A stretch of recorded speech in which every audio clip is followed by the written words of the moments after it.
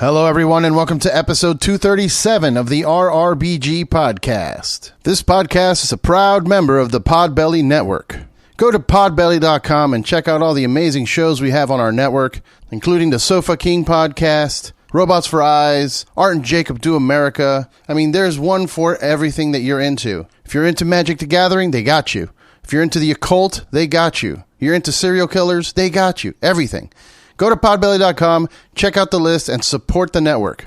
Last week, we had Sheath Underwear's Robert Patton on the show to tell the story of how he was serving our country over in the Iraqi desert and came up with the idea for the pouch technology in his underwear. Literally cutting up fabric and showing it to their tailors out there and said, hey, make this for me. It was a really amazing story. I highly recommend you go check it out so you can see how this underwear was created. I know I joke around a lot on the podcast about it, but it really has changed my life. It's the only underwear I use now. Go to sheathunderwear.com. Use our promo code RRBG and save 20% and say goodbye to bunched up boxers and horrible fabrics that'll only irritate you even further. This episode is also brought to you by Killcliff. My friends over at Killcliff make the best energy drink you can buy in the market today. Clean energy, none of that crap that they put in Monster or any of those Red Bulls. No sugar, just clean power for all the grind you're going to have to put in today. And if you're not grinding today and you just want to relax, they also have CBD drinks to help you recover from any injuries you may have, any kind of inflammation. Maybe you went a little too hard at the gym. CBD drink will get you right back on track. Go to their website, killcliff.com. Check out all their different flavors. My personal favorite Ignite drink is the Cherry Limeade. And in the CBD category, you have to try the Joe Rogan Special. It's the Flaming Joe Pineapple with Jalapeno. It's not that spicy. You just get a little bit of a kick at the end. It's delicious. Go to killcliff.com and tell them that RRBG sent you. This podcast is also brought to you by El Yucateco Hot Sauce. You know, I gotta tell you, I've been eating a lot more Mexican food these days as I live in LA, and it's just inevitable at this point. So having a really good hot sauce at my disposal is kind of crucial. And my go-to right now is El Yucateco hot sauce. They are a staple. They come in so many different flavors. You can get the verde sauce with jalapenos, or you can get the habanero sauce. They have this special like black sauce, which is a special reserve sauce. I mean, for whatever level Scoville you can handle, I'm sure you can find yourself a sauce here. And if you go to shop Yucateco.com, use the promo code RRBG and you'll get 10% off of your purchase. This podcast is also brought to you by Saints Joints. Go to saintsjoints.com and check out all the awesome products they have there, including the new Book of Saints that comes with 4 packs of pre-rolled joints. It's this incredible, lavish, luxurious-looking gold foil stash box. The works. It's the best-looking stash box I've seen. Make sure to go pick one up before they're all gone. And also check out the new hash-infused pre-rolls. Don't forget, it's saintsjoints.com, and make sure you tell them that we sent you. In this episode, I talked to Katy Irizarry. She is the senior publicist over at Season of Mist. She's also a writer, host of Last Words on the Pit. We talk about her plans for the future. We talk about her religious upbringing. We break down Catholicism. And we also talk about the abuse that occurs in that religion. It was a very interesting conversation, very deep. I hope you guys enjoy it. Make sure to follow her on social media at Merciful Kate. Make sure to follow Season of Mist to keep up with all their artists and their new releases. And if you get a chance, check out our Patreon page. Go to patreon.com/RRBG. Cheers.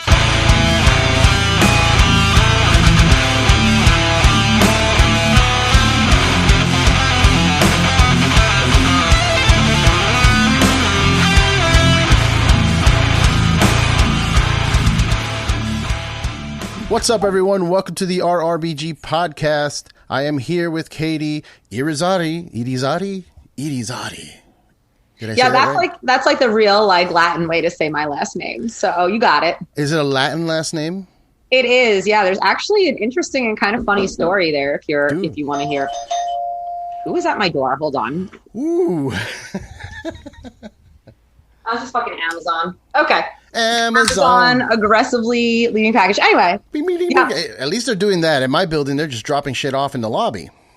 Yeah, exactly. Yeah, they made it known that they dropped my package off, which is good because it's very expensive cat food. But yeah. Yeah, my giant bags of dog food are very expensive, and they get mad that they have to bring that up as well. Yes. So, Katy, how are you? How's work now that the world is opening up again? It seems like it should be very busy. Wow. And it is, I mean, right now we have a fairly slow summer, and I'm just trying to kind of take that in because things are really going to pop off over the next 4 weeks or so, because we have a really stacked fall schedule. We have some of the biggest releases of the year coming up, one right after the other. And then on top of that, we also have several bands on tour. So far, as of recording this, we've announced Weed Eater, Necrofire, Black Tusk, Withered has a couple of dates, Horrendous has a couple of dates. And there's so many other bands on top of that we have some tours coming. Oh, my High Lung at Red Rocks, which is going to be huge. It's sold out. So we have tours in the works, a ton of albums coming out. And even though it's definitely going to be really busy and really crazy, I'm excited because this is a sign that things are finally healing and we're finally on the right path. And I'm actually looking forward to, being busy as normal. So I'm kind of looking forward to being normal. Getting back to work. And, did you enjoy the vacation because a lot of people didn't. They thought it was like very, obviously mentally taxing to not know what your future holds and all that. But some people I know are like, this is the best year of my life. It was interesting. So I definitely didn't have the same experience as most people. I did have the opportunity to work from home. And I did do that in the beginning. Our office was mostly remote with the exception of a few warehouse people. And it was, the first 2 weeks I was like, oh, this is the best. I could do stuff. I could work on my health. I could work out every day. Like I was loving it. And then as the time went on, I started really feeling stagnant, and it really started to get to me. I mean, I live alone with the exception of my cat, of course. And, sitting there staring at the same four walls with no social interaction, it really, for me personally, I know some people that's their dream, but for me, I'm very social. I'm a very outgoing person, and it was really hard for me. So I had come into the office just to pick up some magazines one day, and I saw a couple other people had come back, and I just asked my boss, like, can I come back? And it was really awesome that I respect and appreciate about my boss is they let us make the decision. At no point were they like, you have to come back. Right. They let us do what we're comfortable with. Like we actually still have workers who, one worker that doesn't come in, she's full-time remote. And another that, kind of has like an amended schedule. And, I appreciate that about my company, that they make sure we do what we're comfortable with as long as we're getting the work done. And that's been really cool. So I came back after the first 3 months. I came back, and I want to say like July of last year. So I've been back in the office all year. Nice. And it's nice though, because I do work from home on Fridays from now on, which is a kind of, I don't know that I would have had that. I would think I would have down the road, but maybe not this soon in, working for Season of Mist. So I do appreciate that that's a positive that's come out of it. That's all I need is just one day from home. I like the office environment. I feel more focused. I love being able to spin around in my chair and talk to my boss, like about something that I need his help with or his opinion on. So it's really been very positive for me. And for me, though, the parts that have been difficult are obviously, I've never worked this much. Usually there's little breaks in between because you're going away to a festival for a week, or you're, leaving work early 3 days this week because of concerts. And now it's definitely become more of a standard 9-to-5 desk job. And there's all of the stuff that, and I enjoy what I do at my job, but there's no variety anymore. And some of the things that you get to look forward to definitely aren't there. So there's been challenges. It's definitely not been a picnic, but, I can't really complain because my situation, I was allowed to kind of control some of the circumstances more so than I think a lot of other people were. Absolutely. And I mean, that's got to be the business model moving forward for a lot of companies. They need to reconsider stuff. Like they could just save money, even just not having an extra floor, in their building, and depending on how big the company is, but it's just less commute for everyone, more productivity time. Like I guess for some people, the commute becomes like a little mini vacation. Like, hey, I have an hour where I get to listen to a podcast on the way to work, I guess, but you could be so much more productive at home. Like right now I'm getting more done than I ever have because I get all these opportunities. But I think that now with the return of live shows, like I get it. It's weird. It's weird to say that, right? We're super busy. There's a ton of tours, but I'm looking forward to that because it gives me a bit of reprieve, some time to like, hey, the show and hang out and, because hanging out is part of the business that you do. Public relations.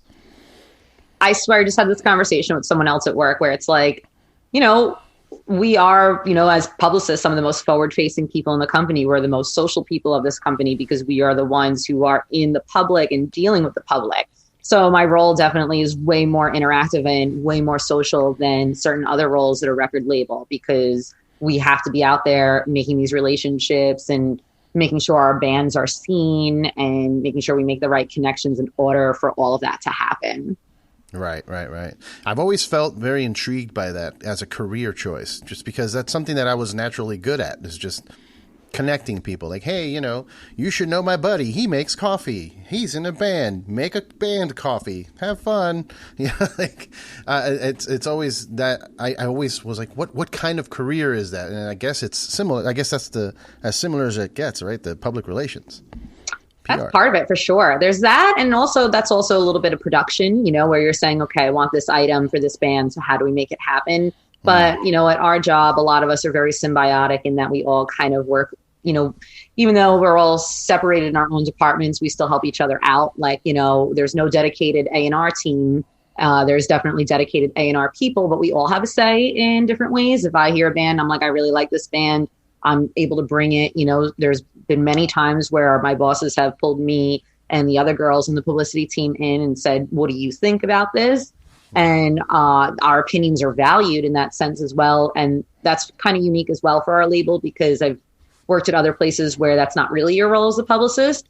So, but yeah, you're right. And honestly, being a publicist, look, you got to be a hard worker. You got to be able to think on your feet. You've got to be a problem solver. But I would say the job is 50% having that social skill and being able to talk to people and deal with different types of personalities on top of that. Because yeah, you're dealing with musicians. They're something else. Yeah. You're telling me, wait, they have problems? No. These are Totally. normal human beings. No, I totally get it. I mean, even just not doing what you're doing, but just being friends with a lot of these bands and then also talking to them here and having to deal with, you know, schedules and whatnot. Like there's, you know, they're not all there stable. That's why they make this amazing music. It's great. And that's why they need publicists like me to have those conversations and be able to be the socially capable individual in the situation. Yeah, and I wanted to ask you, you know, because even my wife pointed it out. She was like, how come the majority of your PR emails and contacts are female? Like, why is it such a, not that it's a problem, I'm just wondering, like, why is that the case most of the time? This is kind of a running inside joke among publicists, and interesting, other people are kind of pointing that out, that most of us are female. And then we joke, like John Freeman, who I used to work with, who's one of my best friends, like, he might as well be one of the girls, you know, because he'll be the one on our happy hour, like the only dude there holding it down with a bunch of like cackling bitches, you know? So, but it really comes down to, I just think women, we're more likely to, as a publicist, you got to get on the phone. As women, we're more likely to just want to talk on the phone. I don't know that men necessarily want to do that. And again, I think as women, maybe we are a little bit more emotionally sensitive. And again, dealing with all these different personalities, that's important. I've definitely had a lot of bands have difficulties dealing with certain people at the label, not because that person isn't good at what they do, but just because they only see the logical point and they don't necessarily see the emotional point. And I think as a woman, that's important when you're dealing with all of these artists and personalities and needs, to be able to look at things sensitively and emotively and be able to see the big picture, because sometimes logic and ration is important, but sometimes you do need to side on with passion in some of these circumstances. And I think that's something that maybe, and again, I don't want to say there's men out there who do it too. I just think it's more natural for women to have these qualities. That's a better way of saying, you know, what I was thinking. You said it very, you know, intelligently. I'm a dummy. So immediately I'm like, you know, it maybe ties back to, you know, a lot of the bands are males in the band and they need like a parental figure, a mother of some sort to keep their life organized. Like, here's your lunch, like go to school, you know? And in my brain, I'm like, yeah, you know, you're kind of taking care of the bands. That aside from just trying to make money for yourself, it's not like a selfish thing. Like you're in business, you're in the business of helping helping bands, making them, grow and become their own thing, and off they go. And so that's kind of a motherly, perspective, I guess. That's true. I mean, we joke all the time. We're, managers will say this too. We're glorified babysitters. That's literally what we're doing sometimes. And a lot of that has to do with it. And it is, again, just being able to, artists have very deep and intense feelings, and being able to connect with those feelings, relate to those feelings, understand those feelings. That's important, especially, like I said, when you're dealing with them every day and you need to be on the same page. You need to also be able to understand where they're coming from. Yeah. And I talked to somebody about this, and I risk sounding like a psychiatrist type or waxing poetically about people's, nonsense. But I think a lot of that comes from the dopamine that hits you when you're on stage. Like when you're a popular artist and you're on stage and you have a crowd yelling at you, it's a crazy shot of dopamine that your brain is like, oh my God, like you're feeling these things. And then when you're not on stage, you have like withdrawals, is what I explain it as. Like you get these withdrawals of, I need to be on stage, and I don't know why I have anxiety now, all this stuff. And it's like, it's because you're not getting that punch of dopamine right now. You're home, and I think that's why a lot of artists are kind of, sensitive or in touch with, like they're very, they have issues. They need someone to guide them, It's true. Yeah. And that makes a lot of sense what you're saying. It's that rush that they're losing, and that rush is really important for them being able to escape certain circumstances in their lives. And it's an outlet for a lot of people. So yeah, definitely. I mean, I also look at it too. If you look at least most of the bands I work with, they're either very sad or very angry, like they get into this because it's an outlet for their emotions. So they already just have very strong emotions to begin with.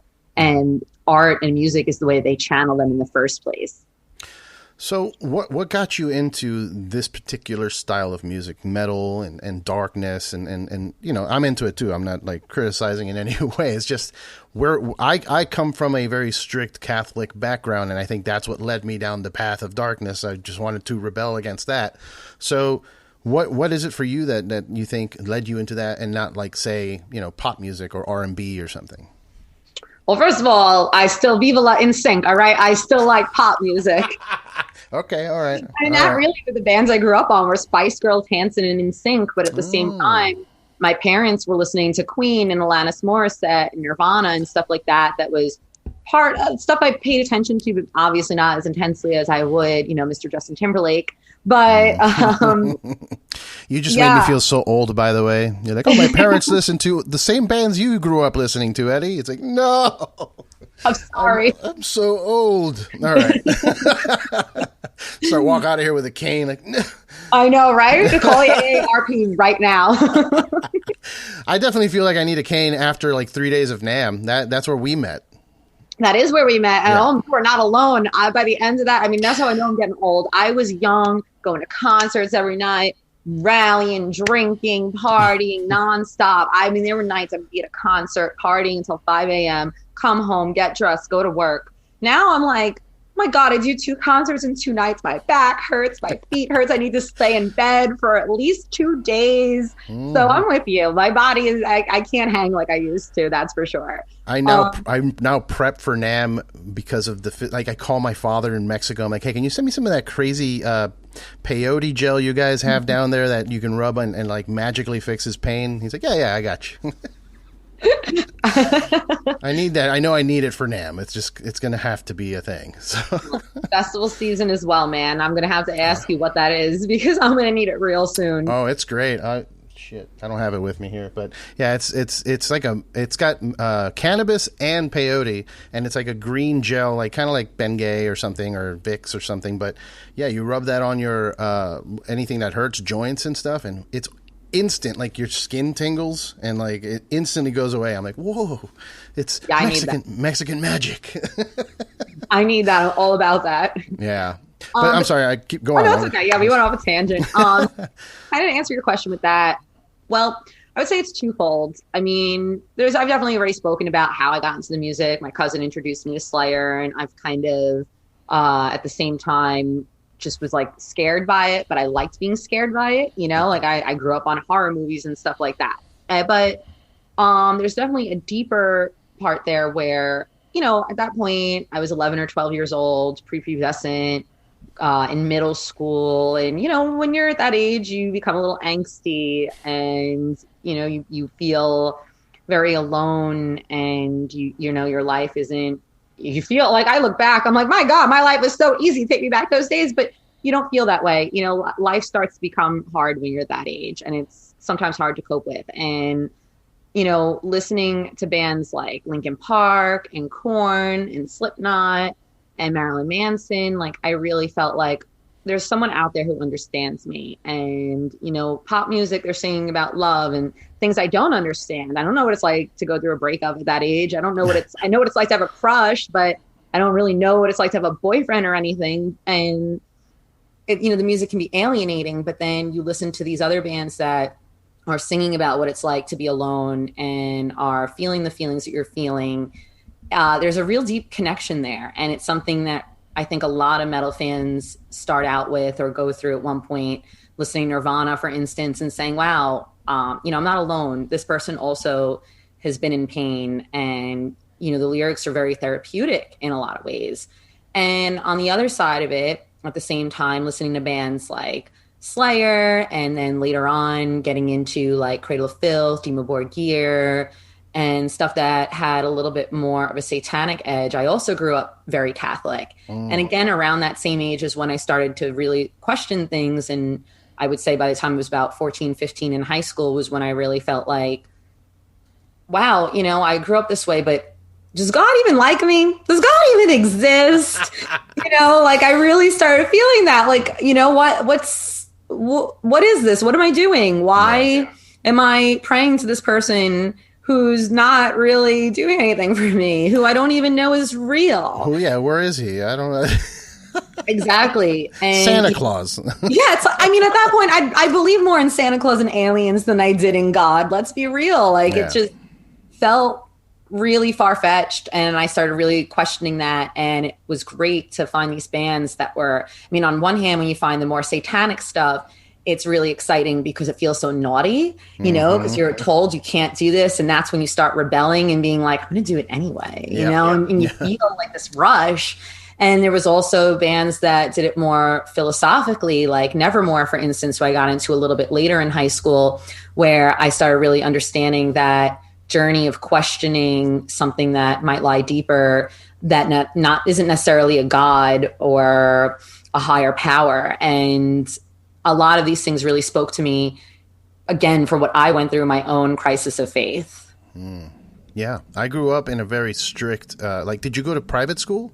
I did up until middle school. Middle school, I finally switched to public school in the 6th grade, but from preschool until the 5th grade, I went to Catholic school, and it was terrible. I mean, the nuns were the worst people ever. They were horrible. Like, again, it's one of those things where it's like, they were nice nuns. Maybe I wouldn't feel the way I would, but they were like bullying me as a little kid. It's like, I don't feel like you're a person of God. I feel like you are the devil. And if you're not the devil, then maybe the devil's not so bad. Yeah.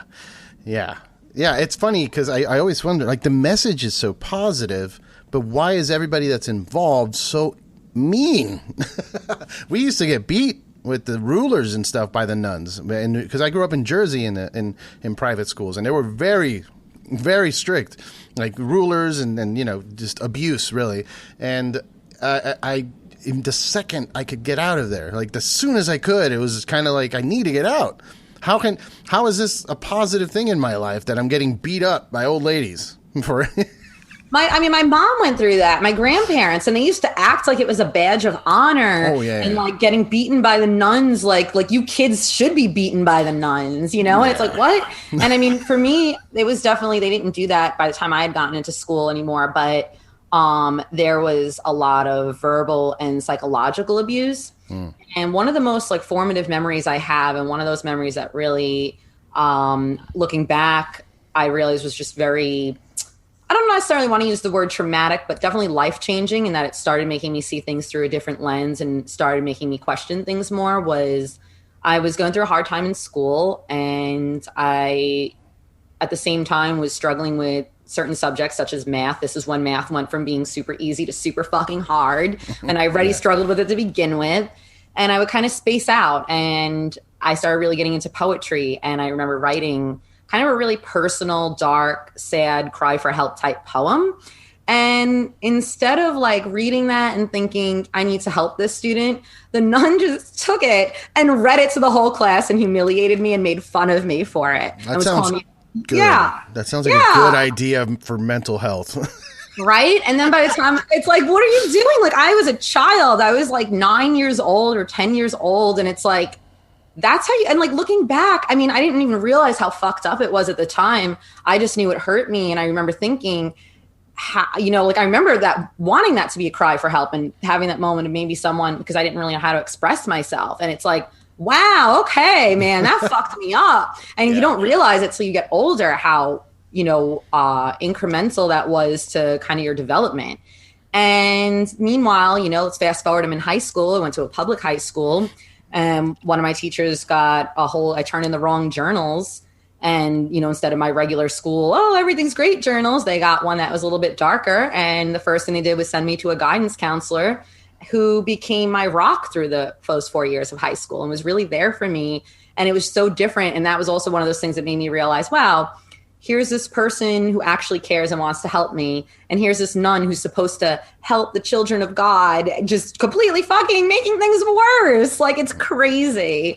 And yeah, so things like that definitely caused me to really reevaluate my faith. And like I said, you know, especially you, I'm sure know, and anyone who grew up in a very non-secular household where it was very religious and very strict, you don't have much diversity, and you don't really know that there's other ways of thinking. I had an uncle that used to say, that Bible's a book of fairy tales. And I used to think he was being mean. And then looking back, I'm like, he was the only adult being honest with me. Yeah, exactly. It's funny. How was that conversation? How did it go down when you told your parents, like, I need out of this? Or was it that did you get kicked out? Like, how did that transition to public school happen?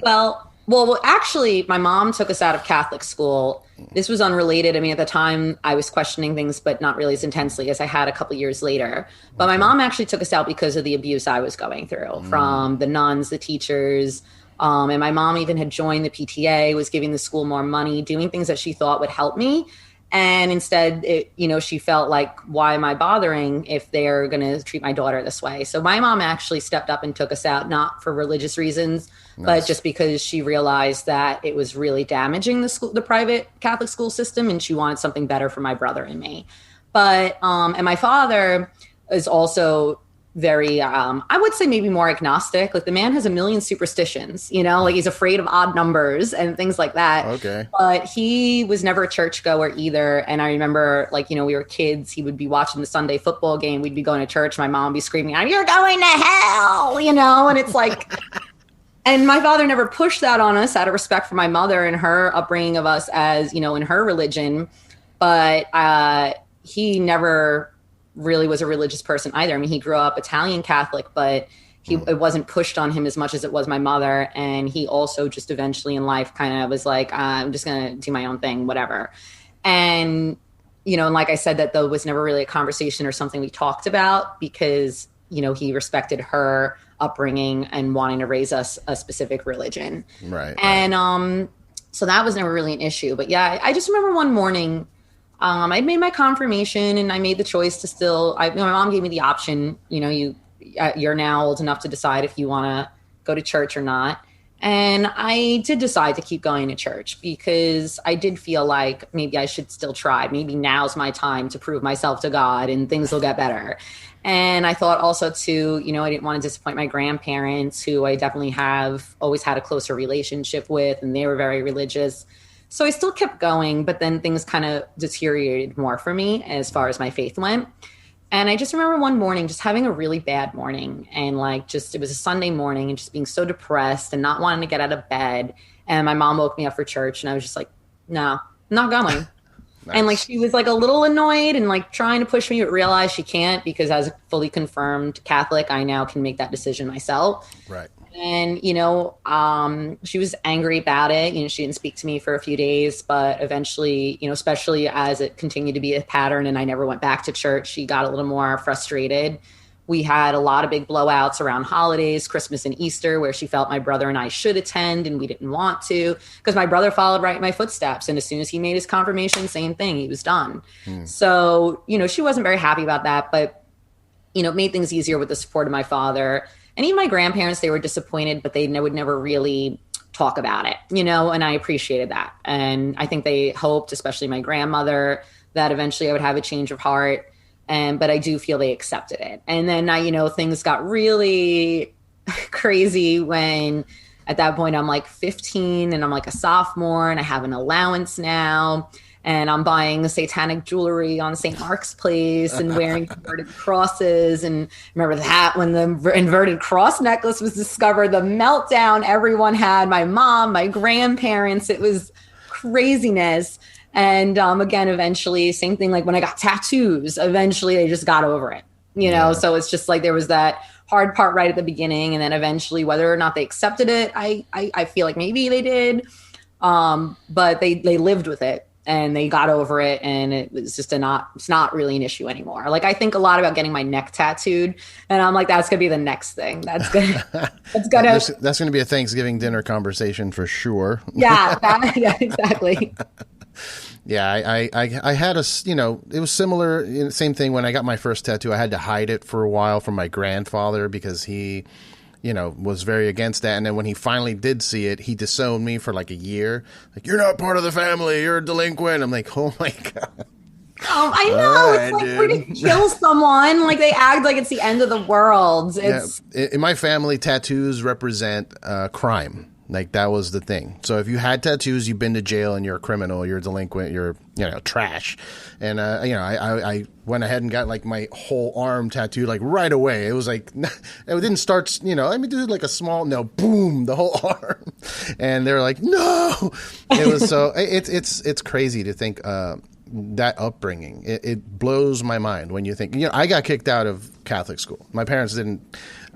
Props to your mom for caring. You know what I'm saying? Like I want to make sure she's not getting abused. Like I got kicked out because they asked something. I asked something about dinosaurs, and they got really upset, the nuns, and they started like yelling at me for asking, and I started laughing. I couldn't stop laughing.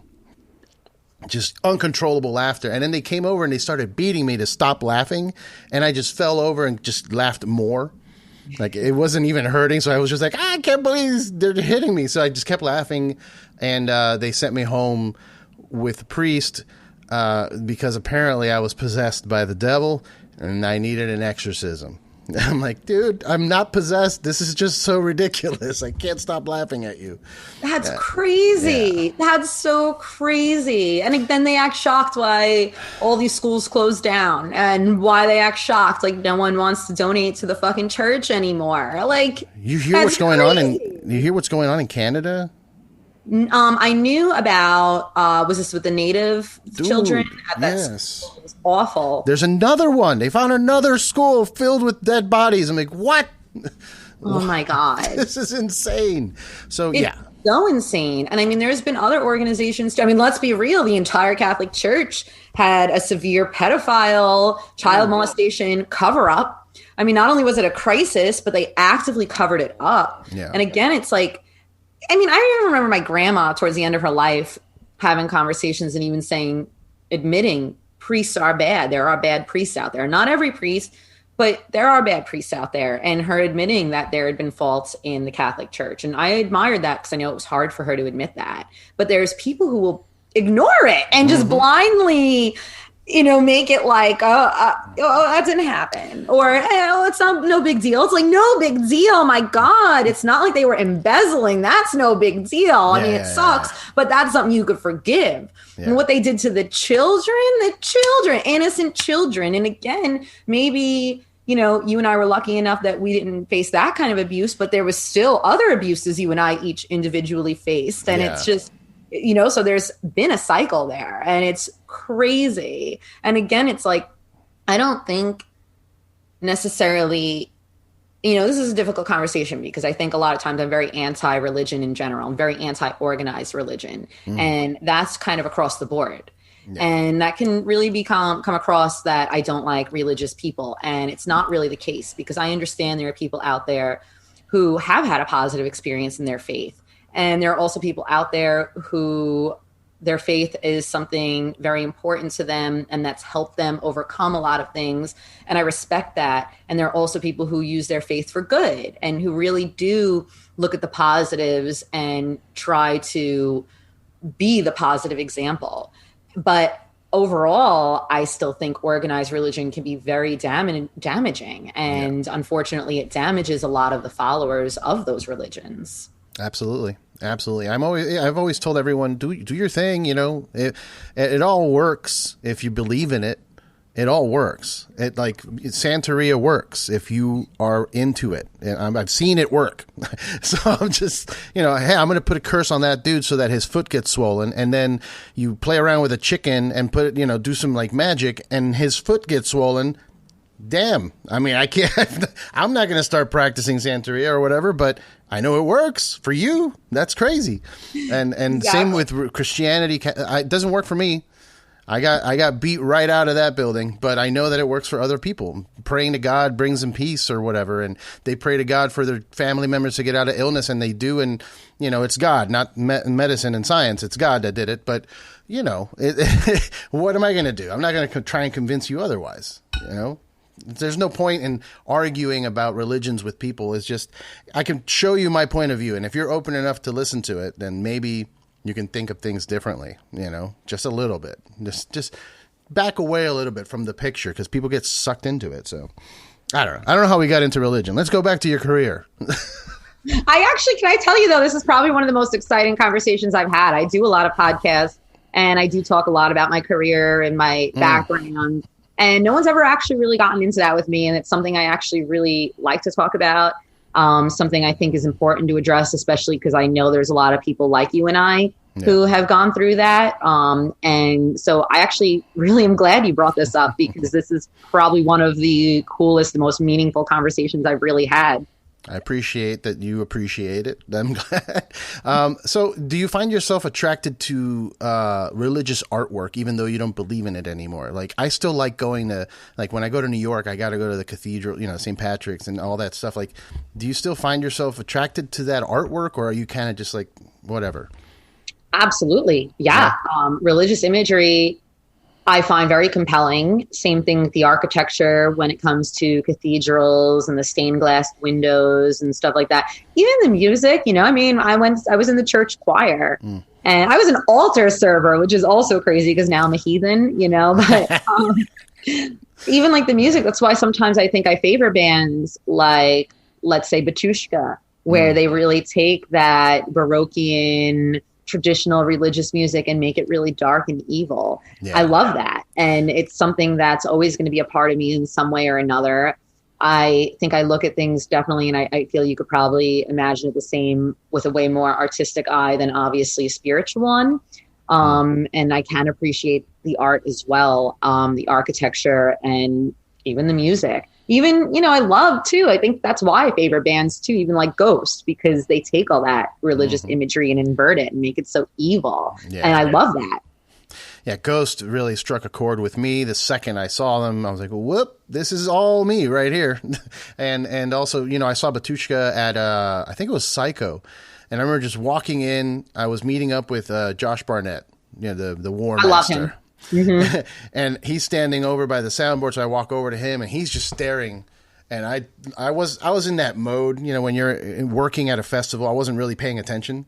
So I'm just walking. I'm like, "Where's Josh?" There he is. I go over and I see him just staring, and I look over to the stage, and they're playing, and it's just that performance of theirs with the smoke and the church thing and the podium, and I was just like, oh. Fuck! It just completely took over. It's a vibe. That's what it is. That Batushka live. I don't know. It's not for everyone, but if you're into religion and then also dark imagery, check them out. So now that you are out of that, and it seems to me you're doing well. You're writing articles for stuff. I bought the magazine. You know, you're doing things. And what's your plan? Do you want to keep just doing PR forever? Or are you planning on maybe branching out and becoming something else? I mean, because it seems like you're, I see the coals in the fire and all that, the irons in the fire, as they say. Wow. It's actually brought this up at a very interesting time in my life because I am obviously still doing PR at Season of Mist, but I'm also taking on, I don't want to give too many details away, but I am taking on a new project there that definitely requires my radio and production experience, as well as my program direction experience and content development experience, and really taking that to the next level with another,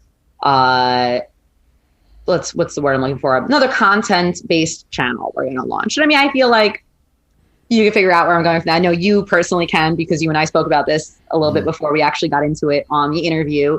So it's something that I am working on. And as of now, I believe I'm going to be doing both. And I do think there might eventually be a crossroads where I need to kind of favor one over the other. Right now, that's PR for me. But as the project grows, assuming it grows, which is the goal, I am going to have more responsibility in that. And I actually would love to do both. I would love to do PR. And that's kind of always been the goal, to be able to take everything I know and roll it into one, because I get bored doing one thing as much as I love it. Repetition is not really my thing. I need variety in life, which is why I thrive side hustling and doing other things, whether it be writing articles or doing a podcast or doing production or whatever it might be. And right now I'm taking a step back from a lot of things just to kind of focus on myself and just focus on my social life for a change, especially now after not having one the past year and a half because of, why. The same reason no one has had a social life really the past year and a half. But this actually kind of gives me an opportunity to now focus on all these things in kind of one area. And I want to stay with Season of Mist, but I do see my role there maybe changing over the next 2 years. And I don't know what that'll look like specifically. Maybe I'm even saying too much here. Again, it's something that is going to happen, something that I'm able to now use all of my passions and combine them into one, and able now to give myself daily variety in my program and schedule. That's good. Look, and I know you were concerned right now, I'm saying too much. You got to sometimes say it to make it reality. You got to say it out loud, and it's weird how that works out. Usually when you want something, you work on it, obviously, but you also got to put it out there. This is what I'm going to do. And then it helps motivate you to achieve that goal. Because if you're saying it out loud, it means you really want it, and you should do what you want to do. And, I think it'll happen. You've been killing it. Like I said, you're doing also the Pits, Last Words. Are you still? I was, that got canceled. Our last episode was as of now, we're taping this. Our last episode, I think, was a week or two ago. Okay. But again, it sucks in some ways, but again, I'm relieved because now this frees up more personal time, which is something I haven't had in the past 10 or 12 years. So right. I kind of want to be able to just now focus on one thing, take a little break, and be able to kind of know what it's like to just be a regular person with one job instead of a superhuman freak with 15 jobs. Right. So yeah. Mental health is important. So yes, for sure. Totally. Well, that's good to hear. I'm glad that you've got your plan. It sounds like you've got your plan, and you're killing it. Like I said, I get your emails all the time where we work together with trying to promote albums and stuff, and it's a pleasure to be involved into this scene, with the way you're doing it. And are you planning on going to NAMM? If it happens, yeah, absolutely. Because I'm sure we'll have bands out there. Our Spire's out there pretty much every year. David Vincent tends to go out there as long as he's not on tour. Paul Masvidal from Cynic could possibly make an appearance. He usually decides kind of last minute, which I love about him. Will he or won't he? So we have a couple of artists that Beyond the Creation guys usually go out there. So we have a bunch of artists that will likely be in attendance. And as long as they're there, I'm going to be there as well, being their hype girl, producing content for our new venture, stuff like that. And of course, getting to hang out with people, my West Coast people like you, who I never get to see in real life, and actually being able to have real human in-person interactions. For sure. Yeah. Well, Katy, thank you so much for coming on to the show. I know we've been talking about doing this for a while, so I'm glad it's finally happened. Me too. It's really a privilege because I know how busy you are as well, doing a million things. So making time for me means a lot because I know there's probably a long list of way cooler bands that you can talk to right now. Nobody wants to talk to me. No, I'm just kidding. Please. I'm kidding. Can I just say, I'm going to say this right here on air for other people to say. Okay. Eddie, you did some interviews for me at NAMM, at the last NAMM that there was. And I just want to say that one of our artists that you interviewed came up to me and said you were the coolest fucking guy he's spoken to, and he will talk to you anytime, any day. And when he said that, I was like, this guy will get any interview he ever wants from me, because normally I get the opposite. I get I don't want to talk to him. Oh, that, or, that sucked. But you were one of the ones that got an absolutely glowing review from one of my biggest artists. So thank you. Thank you. Thank you for saying that. I mean, that's awesome. I try and do that. I know how annoying interviews can be, and it's the same questions over and over. So I'm like, I think Dean and I talked about shoes and pants for like the first 10 minutes. You talked for a while too. I think you guys have like a solid 45 minutes, maybe even an hour. Yeah. And again, usually I'm in there like, okay, 15 minutes, bye. And he wanted to talk. Yeah. Well, I appreciate that. I'm glad he enjoyed it. And I'm glad you came on and we had, like you said, a very meaningful conversation. That's what I try and do.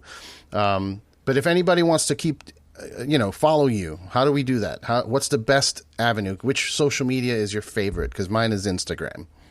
Mine would be Instagram and Twitter. Instagram's for all the photos and Twitter is for all of my random thoughts. So Instagram and Twitter at Merciful Kate.